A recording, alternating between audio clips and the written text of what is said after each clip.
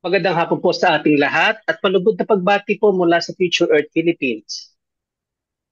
Welcome po sa ika-118th episode ng the Filipino SDG Action Hour at muli nyo kaming samahan sa hapon na ito upang talakayin ang topic na pinamagatang Innovations, Bioscience Innovations, Harnessing Philippine Cinnamon, a Bioscience Innovation for Social Impact and Enterprise Transformation. Ang panauhin po natin sa hapon na ito ay isang kilalang social entrepreneur sa likod ng Plant Builds Health, isang registered social enterprise sa Pilipinas na nakatuon sa conservation, livelihood, health and wellness, at climate change. Pinangungunahan niya ang mga inisyatibo at innovation sa pagsasama ng pagtanim ng katutubong kanela ng Pilipinas o mas kilalang Philippine cinnamon at ang paggawa ng mga produktong pangkalusugan upang maparatag ang kabuhayan ng mga maliliit na magsasaka, mga resellers, at ng mismong plants build sa harap ng mga hamon ng climate change habang isinusulong din ang kalusugan ng mga mamimili o consumers. Siya po ay mayroong mahigit na 12 years na karanasan sa larangan ng pamamahala ng sales, marketing, at business development sa mga nangungunang kumpanya ng bansa. Siya ay nagtapos ng Bachelor of Arts in Development Economics cum laude sa University of St. Lasal, kung saan kinilala siya bilang isa sa mga finalist sa 10 Outstanding Students of the Philippines. Nagtapos din po siya ng MBA sa Asian Institute of Management na may focus sa marketing at entrepreneurship. Taglay din po ng ating panauhin ngayon ang matibay na kakayanan sa pamumuno, mahusay na komunikasyon, at may masigasig na pakikisalamuha sa iba. Ang kanyang mga specialization ay kinabibilangan ng marketing, relationship management leadership, at social entrepreneurship. Ngayong hapon po, sabay-sabay po nating i-welcome ang founder and manager ng Plantsville Health Products, Miss November Canyeso Yo. Maraming salamat, Mark. Po, share ko na po Magandang ang hapon screen. po sa lahat. Yes po, ma'am. Share ko na po ang ating pong presentation. Sige po. Thank you, Mark.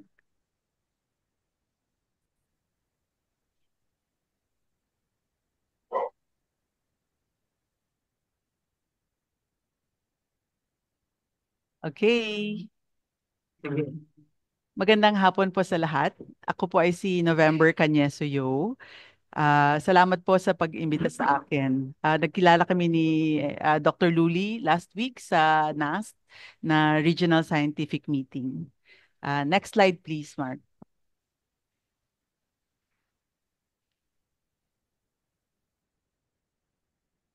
Okay. Ma'am, wait lang po. Mark, hold on, please.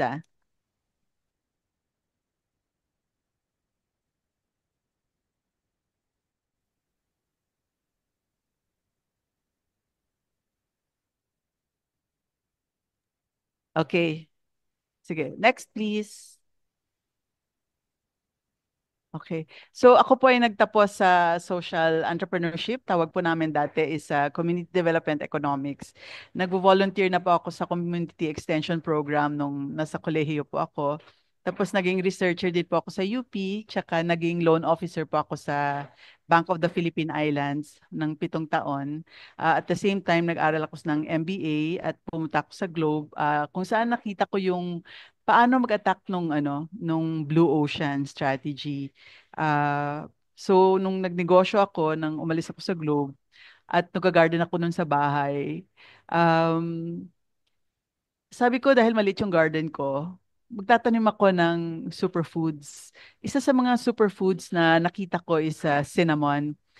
Nung nagre-research ako kasi nagbo-vlog ako noon, nakita ko na we import almost all of the cinnamon that we're using here in the Philippines. But I also discovered that we have 21 species of cinnamon. So as an entrepreneur, the market gap is very glaring. So sabi ko, okay, try natin to na hanapin yung cinnamon. So pumunta ako doon sa bundok, nakipag-usap ako dun sa kaibigan ko from the Negros Occidental Provincial Environment Management Office at nakita nga namin ang cinnamon at very aromatic siya. So, ang ginawa ko para matest ko kung may market nga yung cinnamon, bumibili ako doon sa farmers nung seedlings. At habang bumibili ako at nagbebenta ako online, dumadami talaga yung demand hanggang humingi na sila ano pa yung binibenta mo, seedlings pa, may bark, may leaves, hanggang yun na nga, may opportunity na nga na nagtatanong sila ng ibang products ng cinnamon. So na-confirm ko talaga na cinnamon has an opportunity both for profit and for impact. Yan. Next slide, please. So, alam na naman po natin lahat na nasa climate emergency tayo ngayon. At alam naman natin na tataas yung dagat, mag-extend yung init, no? Tsaka dumadami yung typhoon. Next, please.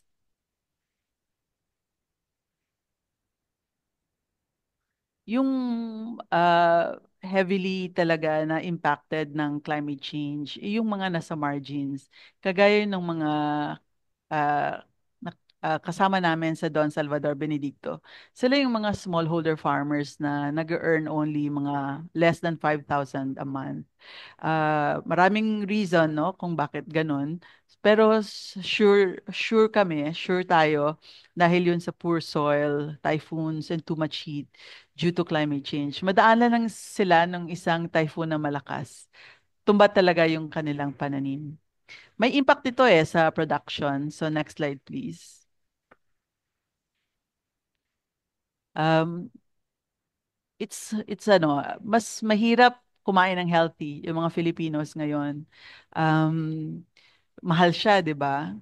Kaya nakikita ko din na siguro yung mga tayo, marami sa atin, for every four Filipinos, one and a half have hypertension kasi yung mga kinakain natin, hindi na siya healthy. At the same time, dumadami yung mga may diabetes. Tapos nakita ko din na yung number one pala na mental health problem dito sa Pilipinas ay sleep. So sabi ko, next slide please. Uy, sabi ko, may pwede kayang, tingnan ko yung cinnamon, no? Yung good news is, yung cinnamon pala, nakakatulong sa problemang tatlong ito, no? So, sa climate change, nag-absorb siya ng carbon, kasi yung cinnamon, punong kahoy siya. Tapos may betalinalul siya na nagpapa-help sa atin na mag-reduce ng anxiety, maka-improve ng sleep, at saka maka-manage ng blood pressure natin. And then, it exists all over the Philippines, the 21 species. Kaya there's really an opportunity to plant it nationwide. Endangered ngayon, 20 out of the 21. So next slide, please. So, anong question talaga is, paano natin gagamitin yung Philippine cinnamon na marami siyang pwedeng gawin para sa atin. At the same time, help address the problems that we encounter, no? So, sabi namin sa Plantsville Health, okay, dapat pala talaga yung play natin is buong value chain, no? So, this is what we do. We protect and commercialize Philippine cinnamon by partnering in farmers, smallholder farmers, and we buy their produce and convert them into high value health products. So we follow five steps, no? In Don Salvador Benedicto and in communities that have signified to plant as well. So first we teach the farmers, we raise their awareness na ang cinnamon, punong kahoy siya na marami siyang benefit sa atin. Kasi inuuling lang nila ngayon. Actually, dun sa Don Salvador Benedicto and until now, parati kong naririnig na hindi nila alam na yung kaningag ay cinnamon. In fact, yung when I talked to the mayor that time, 2016, hindi niya rin alam na may cinnamon sila. He just knew that they have a kaningag, but they don't know that it is cinnamon. And this is pervasive all over the Philippines. They know it, no? Nilagay nila sa luto, ginagamit nila as medicine nila, pero hindi nila alam na cinnamon yon. So, The Kaningag exists in 18 different names all over the Philippines. So once we teach the farmers, and then we raise their awareness, they now put importance on the tree. Dati, inapakapakan lang nila tree, tapos biglang, dahil bumibili ako ng seedling sa kanila, pinoprotect na nila yung kanilang trees kasi syempre, livelihood nila yon. At the same time, nung nakakakuha na kami ng funding, yung first talaga na funding na nakuha namin is from the local government unit ng Don Salvador Benedicto at binigay siya sa farmers. Yun, nagplant sila. And then the trees, when it started growing na, pakonti-konti, bumibili na ako ng leaves and then the seedlings. Ngayon, malalaki na yung mga trees. Kaya pwede nang malaking volume talaga ang pwedeng bilhin sa kanila. So we process it in our facility and then we market the products and then we replicate in different towns. So that's our model. Next slide, please.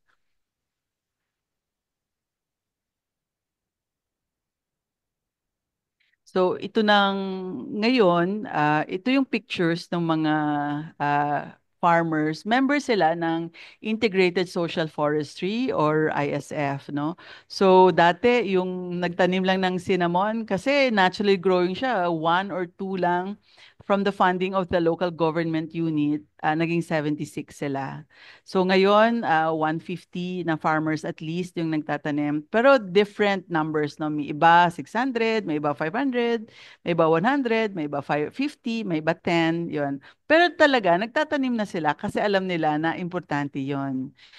So, ang happy din ako that we were able to save the 50 mother trees at that time nung binilang namin sa side ng mga farmers. Hindi counted yung sa deep forest, sa farms lang ng mga farmers. 50 na lang yung natitira na cinnamon. So, ngayon, yung 8 to 10,000 standing, dun yun sa farms din ng mga farmers. Yun, hindi na nila inuling yung cinnamon.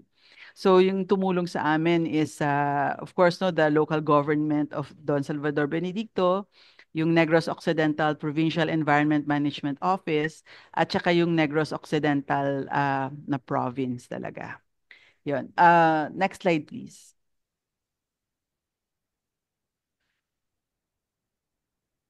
So ito po yung mga individual farmers na nag-sow ng seedlings ng cinnamon at patuloy silang nagtatanim ngayon.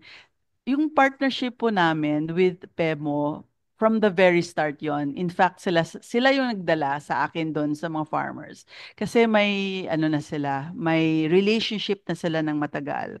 So I feel very lucky na may kakilala ko doon sa PEMO at that time kasi hindi ako nahirapan mag-establish nung trust with the farmers. Although from the beginning, when I spoke to the presidente ng association, babae yun eh, sabi ko, Nay, mag-program tayo ng cinnamon. Sabi niya, Nak, wag lang tayo ng cinnamon kasi if you start buying, mauubos talaga yung cinnamon dito sa Don Salvador Benedicto. So sabi ko, what if i-change natin yung mindset? What if kung bibili tayo, ang mga farmer, magtatanim yon kasi may bibili eh. Sabi niya, oo nga, no? Kaya nung nagkaroon ng funding from LGU, siya mismo, sabi niya, magkaningag na tayo. So, she fully talaga supported. And you know how it is in the locals. If you get the buy-in of the leaders, the farmers will follow, especially when they know that the project is moving. Yan. Next slide, please.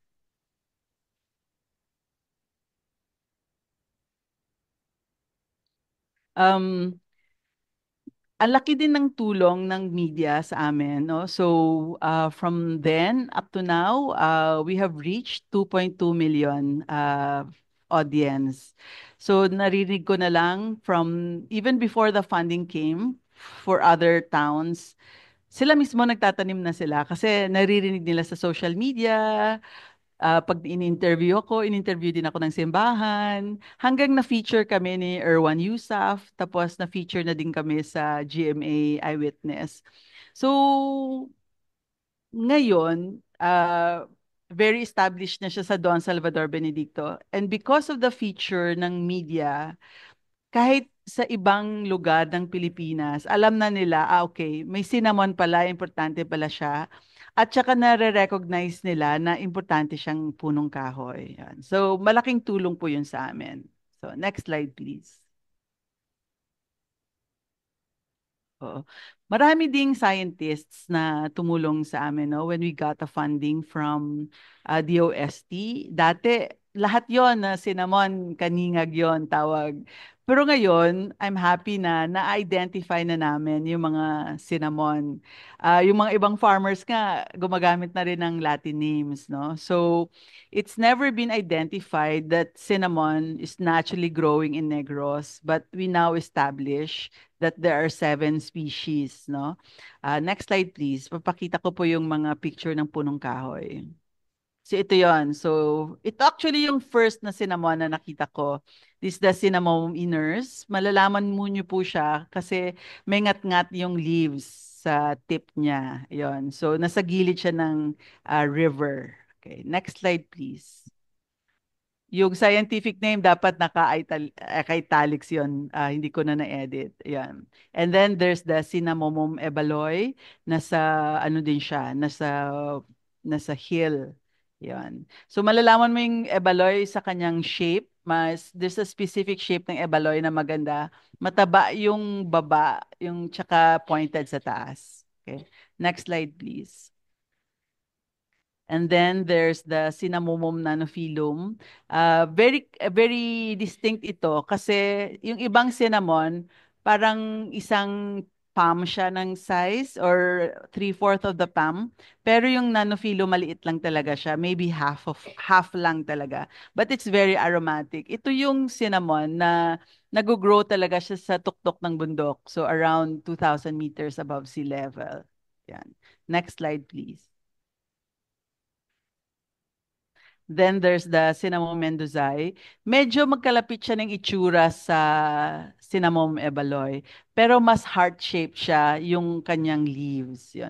By the way, yung isang distinctive feature ng cinnamon, dahon siya na tatlo yung guhit. Yun. Tsaka syempre aromatic yung all parts of the tree. Next slide, please. Then there's the cinnamon rupestre. Yung rupestre at saka nanophyllum, magkalapit sila ng itsura kasi hindi sila masyadong matatangkad na punong kahoy. Hindi talaga sila tumatangkad.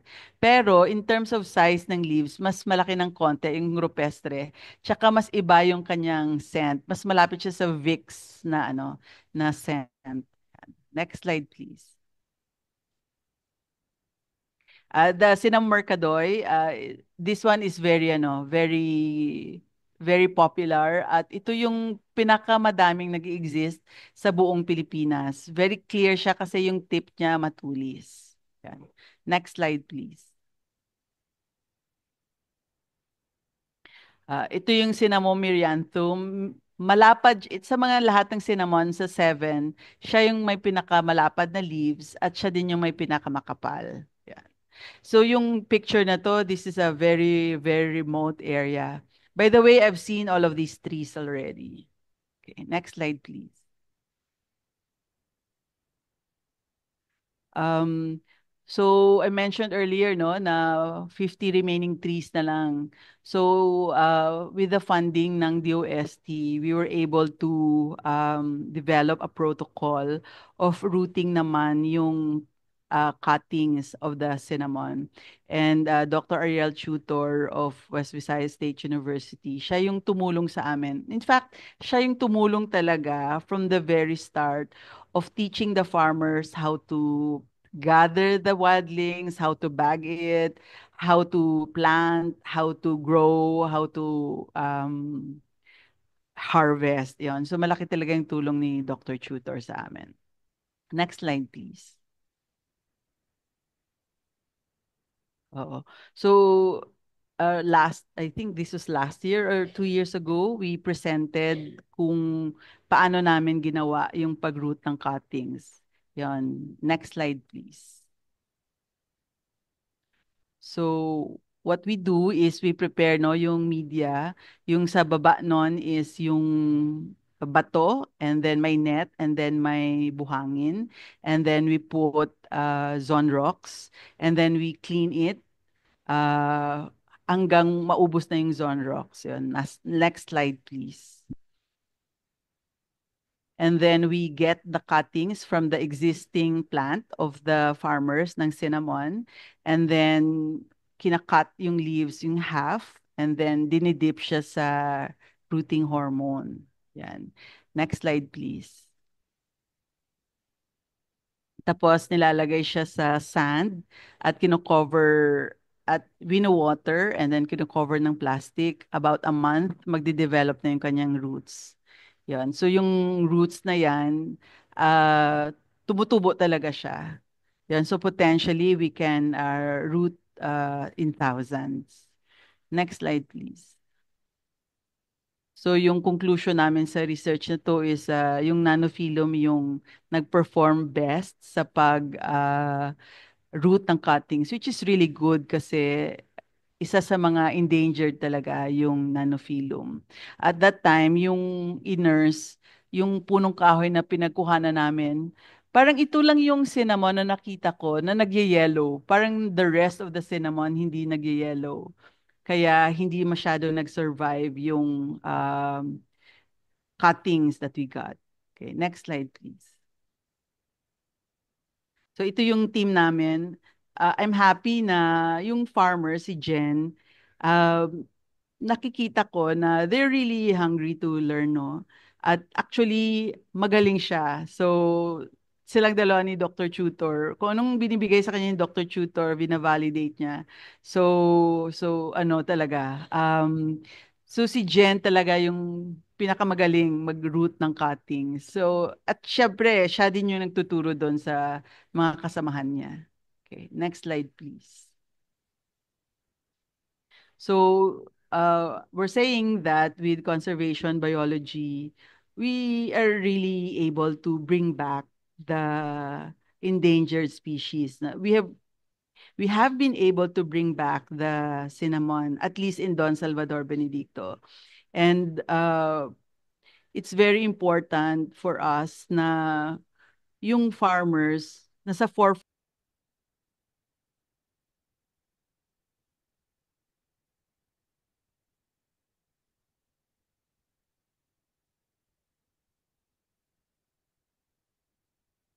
Nawala. Mark, Hello po, ma'am. Nawala po ata si ma'am. Hello, andyan na? yeah, you're Yes, back. yes po. Yeah, yes po. Okay. So what we're saying is by engaging the farmers in conservation biology, kasi nasa forefront talaga sila sa mga kahoy. Every day kasama nila yung punong kahoy. As long as we empower them, our chances of success of conserving the endangered species of the Philippines is higher. Yon. So all the things that we did, parang all in support to um, to empower the farmer. Yon. So sabi ko nga, yung model na to, mukhang pwede siyang gamitin din with other endangered species. Yan.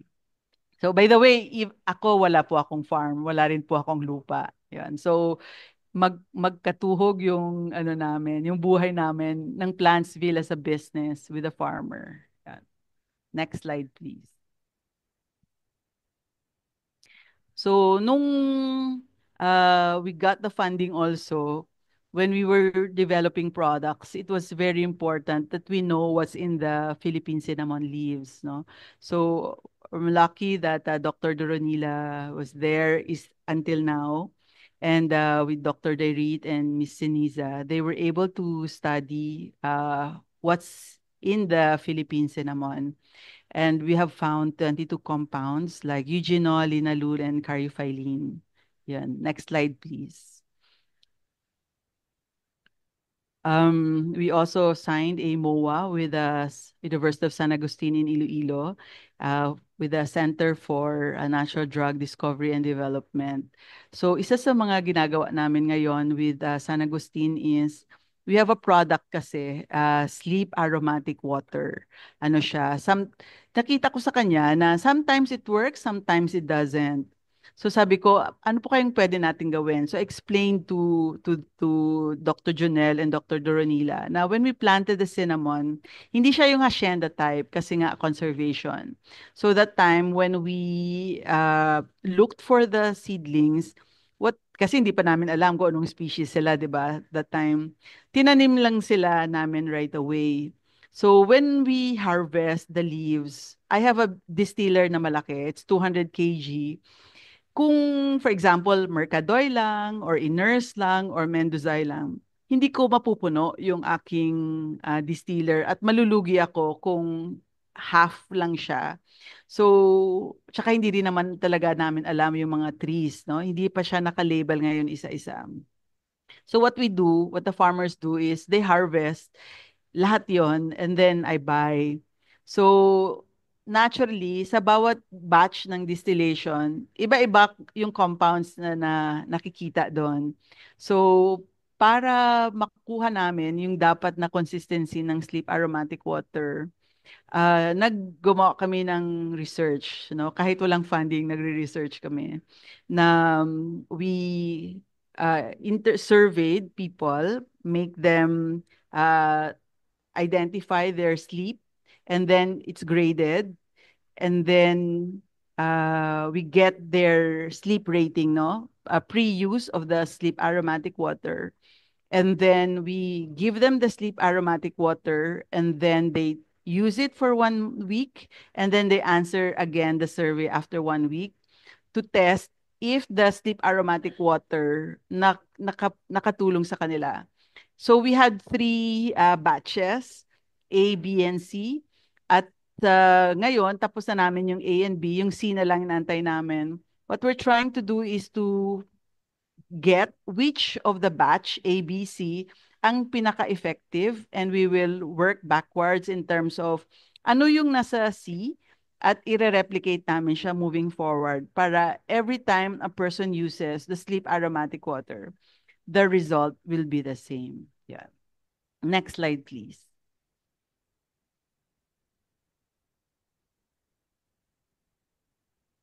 So this is what we're trying to do. We hope to unlock the health potential of the Philippine cinnamon.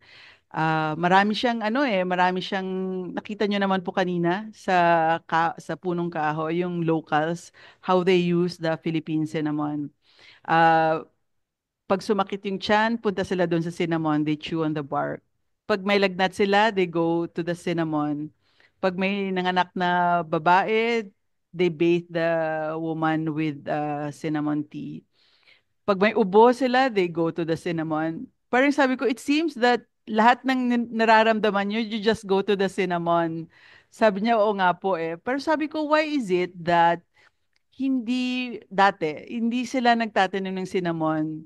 So, sabi nila, hindi rin nila maintindihan. Kasi usually, kala nila, naturally growing, tutubo lang naman yan. Hanggang naubos na pala. So yon. So but when we told the farmers ano yung na chemicals na nandyan sa cinnamon, then we're able to explain better and find uses of the different species of the cinnamon, no? So next slide, please. So ito na nga, we were able to develop products. Yung first talaga na product namin is of course the seedlings, no? We get a lot of inquiries until now of Filipinos wanting to plant the cinnamon kasi nagagamit siya sa food, medicine, cosmetics, agriculture, no? Sa adobo, pwede siyang ilagay, magsaing ka, pwede mo siyang ilagay, mag-boil ka ng mag-boil ka ng corn, mag-boil ka ng peanuts, lagyan mong cinnamon. So pwede siyang ilagay kahit sa maraming pagkain.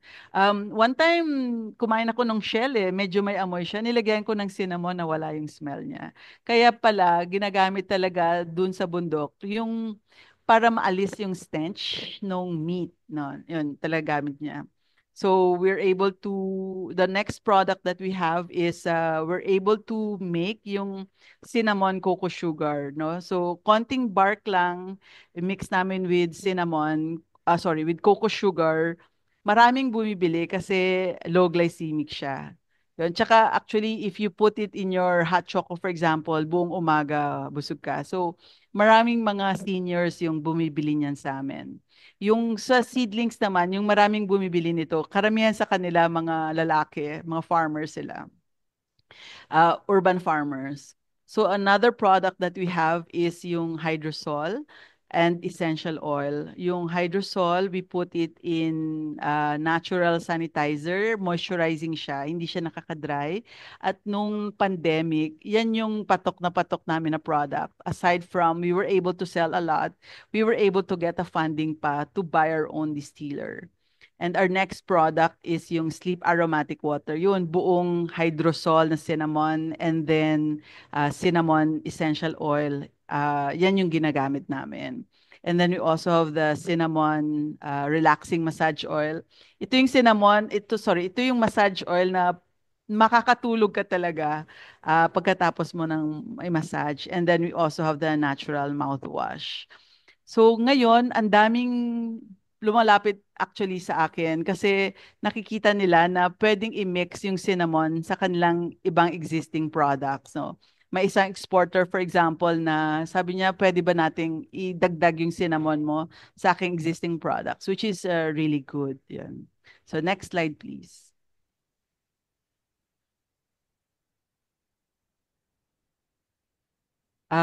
These are the support of the DOST through the years. We were able to develop the product, study the product, and expand, set up our own manufacturing facility. Next slide, please. So these are products na we've been supported also by NGOs and foundations. Bumibili sila, ginagamit nila sa kanilang mga events as a gift. DOSTP Shared also bought during their for as giveaway for their P-Shared Day. Yan. So what I'm just saying is yung strategy na kinukuha namin is we try to look for partners who could be partner from beginning to end. So ibig sabihin, for example, field dev, I went through a training with them. So, pero bumibili din sila. So yung Shell, nagbigay siya ng funding for expansion sa Amazon, pero bumibili din sila. Yung FSSI, they provide loans, pero bumibili din sila. So yan yung strategy na kinukuha ko, that I'm looking for partners na who can help us from beginning to end. Yan. Next slide, please. So we're happy that the cinnamon cocoa sugar and our products have been to places. So when you go to Negros Trade Fair, we're always there. We have a distributor in Manila and in Sweden, and someone in California is selling our products. And we're also in Amazon. Ngayon, dati, kasama lang ako doon sa Export Management Bureau ng DTI. Uh, pero magkakaroon ako ng sarili kong store because out of the 40 brands, yung Plantsville is one of the best performing. So what I'm just saying is parang yung mga Filipinos, pag naririnig nila na may Philippine cinnamon, they get curious. At yung natural nila na, na reaction is really to support it. So our strategy is to look for Filipinos here and abroad. Yan. Next slide, please.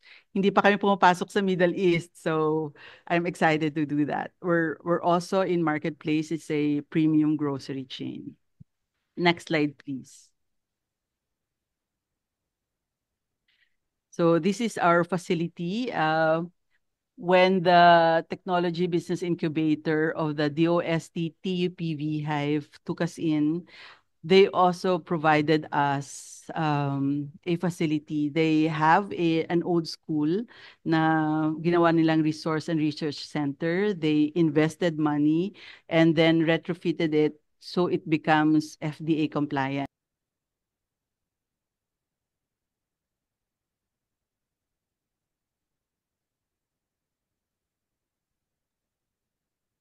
Nawala po ata uli si Ma'am November. Hello, nandyan po ba? Yes po, ma'am.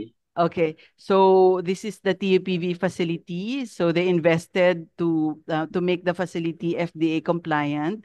Yung request lang nila sa akin is to please register it with FDA, which I did and did more. So I registered it also with the US FDA. And because of that, we are now being able to export to kahit pa konti-konti. So like Alibaba is knocking on our doors. Please tawag dito list in Alibaba. So we're listing both in Amazon and Alibaba soon. Next slide, please.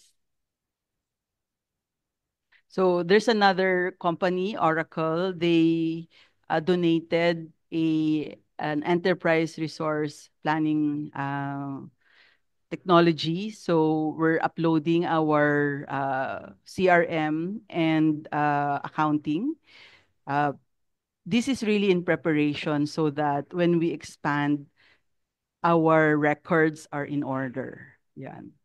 And of course, this is also in preparation for potential investors to come in because, of course, they want to see our records properly kept. Okay, next slide, please. Okay, kabila, please.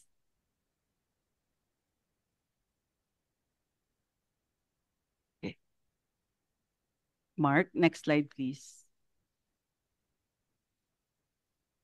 Next, please. Next, please. Okay, so this is how our distiller looks like. So on the left side is a 100 kg distiller, and the right side is a 200 kg distiller. I have to point out that we're very lucky that there's a foundation in Negros, AIDFI, who has been there from the very start. Wala pa akong distiller, pinahiram niya na yung distiller para malaman ko na may cinnamon oil pala.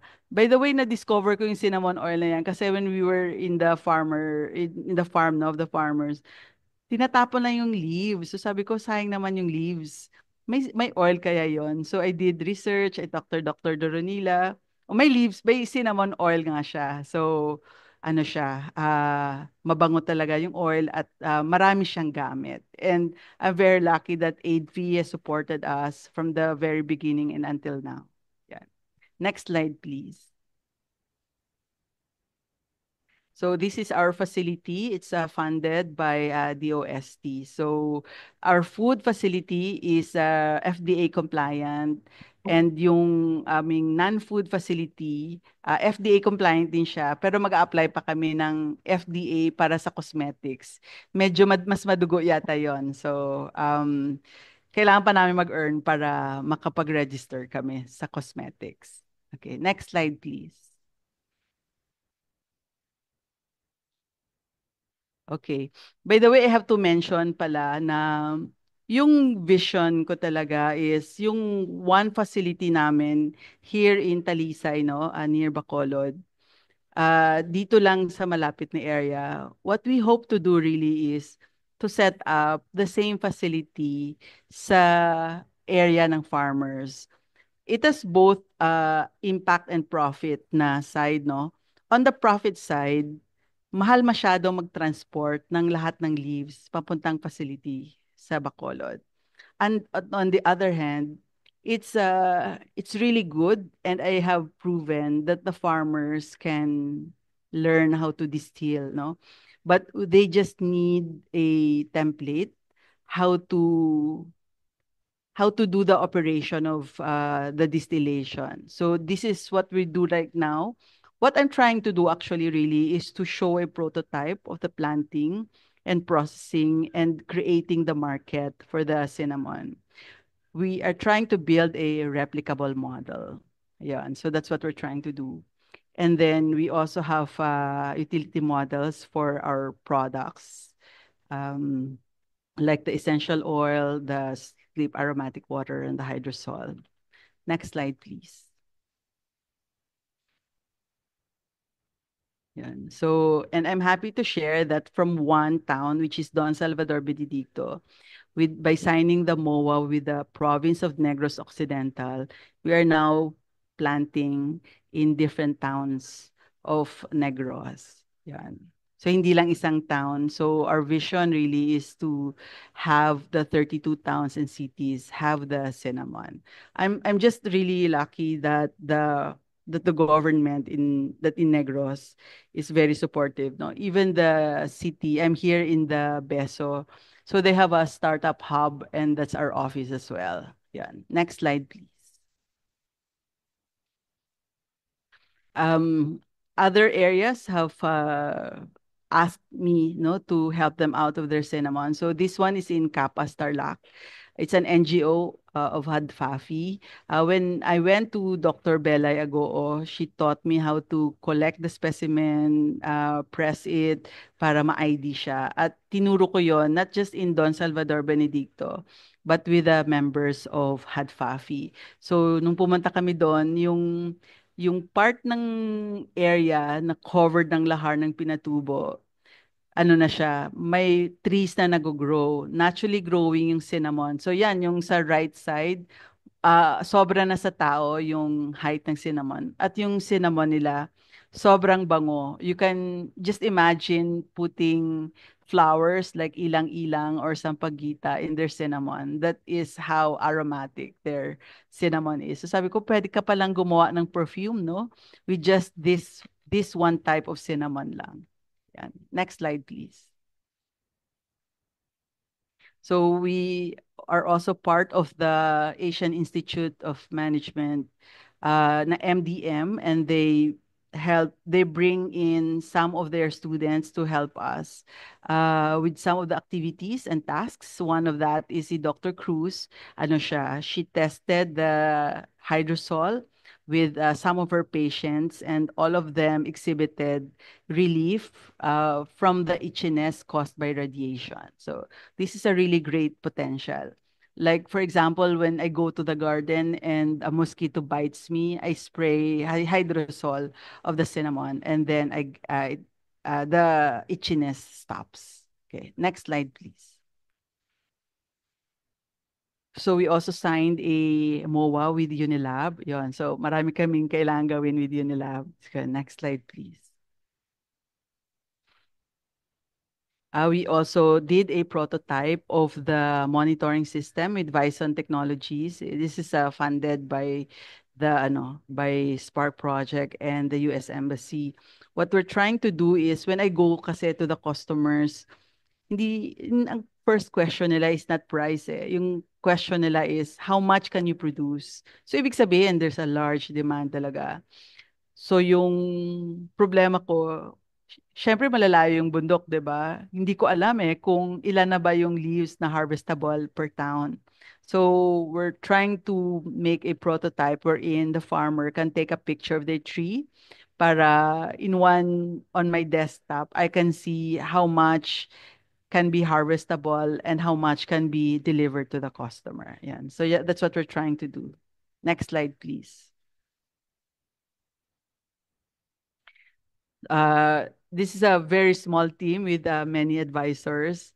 But yung model na ginagawa namin, kasi syempre as a startup, we're really just bootstrapping para we can really continue our work, no? So we keep our costs very low. Many of the actually almost all advisors are doing it for free.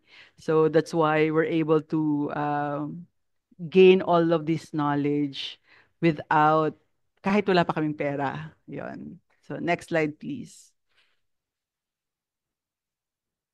Yan. By the way, I have to mention na when I did a consulting for Futures Thinking, I know that we have to look into the future ng moonshot, but at the same time do a back planning. So next slide, please. So this is how I envision Plantsville talaga na Plantsville's going to be in the middle when we have many farmers na all over the Philippines planting the cinnamon. We will connect all of them with the knowledge that we have gained through the years in terms of the planting, harvesting, processing, and selling. Yan. So hopefully we will be able to be at the center so we can facilitate the planting and then the buying of the Philippine cinnamon. Of course, we want carbon offset donors to be there kasi right now the farmers earn from bagging and planting the cinnamon and then when we buy the cinnamon. Pero hindi pa yun masyadong madami. So we want that carbon donors will help fund the farmers so then they could keep so there's a lot of motivation for them to keep the tree standing. Yan. Next slide, please. So in summary, this is really what we have done so far, no? It's really about bayanihan. Um, by bringing different groups together and to rally on the common goal, which is to save the endangered Philippine cinnamon species, we were able to make these inroads. No, personally, there are four SDGs that I'm always holding on, and four hashtags. Syempre, life on land, conservation, no poverty, livelihood, health for health and wellness, and climate for climate action. I actually also use it to filter the things that we do every day, the things that we decide on. Yan. So hopefully I can stay really true on these goals, four goals. So that's the first summary. The next is on the future, we hope to be able to get more farmers to plant the cinnamon, help them process it, and help them abide by the standards of manufacturing. Hopefully, we can get more carbon offset donors to help us fund maintaining the trees and get more women and distributors and manufacturers to buy the cinnamon. Yan. On the side of collaborations, we have been collaborating with the farmers, no, the Integrated Social Forestry or ISF, with the local government unit of Don Salvador Benedicto. I'm mentioning this because this is actually really we've been doing repeatedly yon. So first the farmers, then the LGU, then the then the province, no? And then of course there's developing relationship with customers and distributors. Then there's developing relationship with scientists. So if any of you would like to collaborate with us, we welcome that very much. We collaborate with schools like TUPV, San Agustin, La Salle, Ateneo, ganon.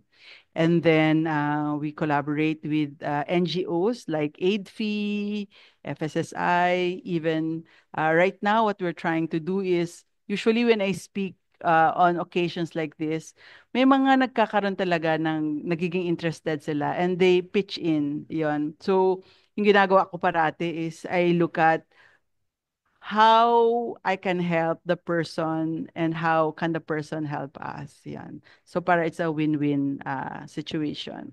And then DOST and DTI have been very supportive. And then the media, both the online and traditional media have been very helpful to us.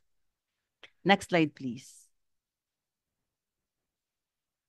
So this is the end already. So to go back, we go back to the smallholder farmers, no? This is our formula. We raise their awareness and we provide the livelihood, and then we change the business model of the farmers on the trees. So we can develop Cinnamon Champion. Once we have Cinnamon Champion, they protect the trees. We will be able to harvest the leaves and then develop the market. So hopefully we'll be able to plant 1 million cinnamon and then continue with our inclusive na value chain. And actually, right now, yung pinakamaraming trees na natanim, she's a lady, no? Doon talaga siya sa pinakadulo na mountain. You have to walk like 2 hours and a half just to get to her. So, sabi ko, happy ako kasi kung ma-include ko yung nasa dulo, I would be able to include, syempre, those yung mas malapit. Yan. And then I hope that as more Filipinos know more about the cinnamon, that they can use it every day. You and I, we use it every day. I actually use it every day, no, to help us manage our blood pressure and our blood sugar. I use the sleep aromatic every single day. Yan. And we hope to get partners for carbon offset. Yan. Next slide, please. So, maraming salamat po sa lahat.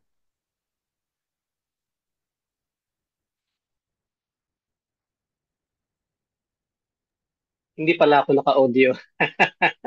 Anyways po, maraming salamat po sa inyong pong presentation. Masasabi ko ma'am, napakaganda po ng ano nyo, ng inyong storytelling. Talagang throughout the entire session, na-interest po ako sa ano nyo, sa inyong presentation. Lalo-lalo na po ma'am doon sa mga kinuwento nyo kanina na dati ginagawa lang siyang uling. Ngayon, isa na siyang kabuhayan ating mga kababayan. So, Yeah. we're going to open the floor. Tama po yan, ma'am. Kasi napakaganda po ng itong ginawa niyo pong social entrepreneur. Kasi ma'am, meron po tayong kasabihan na you need to hit two birds with one stone. Pero ma'am, sa inyo po, ma'am, you hit more than two birds with one stone. Kasi ma'am, nagkaroon po kayo ng livelihood na naibigay sa community. At meron po kayong nagawa niyo din po protektahan ang kabuhayan at kapaligiran ng community po ng inyong kumukuha po kayo ng produkto. At higit po sa lahat, ma'am, na-transform niyo po yung community. Ayun po yung pinaka-importante eh. Dati po, sabi niyo nga po, tinatapakan lang po nila yung mga ulo, ginagawa lang po nilang uling. Ngayon po, ma'am, na-transform niyo po yung kanilang perspective and turn it into something na nagbibigay po ng kabuhayan sa kanila. So, ma'am, patuloy po Thank you natin so gawin ito, much. ma'am. Ang wish po namin ito po sa Future Earth Philippines at SDG po, sana po ma-replicate po ang mga tulad niyo po. Actually, ma'am, mga panglima na po ata kayo sa amin na interview po dito na meron pong puso, hindi lang po para kumita ng pera, kundi hindi po para tumulong po sa community. Pagpatuloy Thank po you so natin, ma'am, much. yung ginagawa po natin, ma'am. So, sa ating pong mga audience at sa ating mga tagapakinig, samahan niyo po ulit kami next week. Huwag po sana kayo magsawa ng pulig sa amin at sumama. Linggo-linggo. And with that, let's all enjoy the rest of the week. Miss Thank you. November, Yes po. talaga bang November ang tawag sa iyo? How do we call you? Yung nickname ko po, Tina. Tina. Kaya, Tina.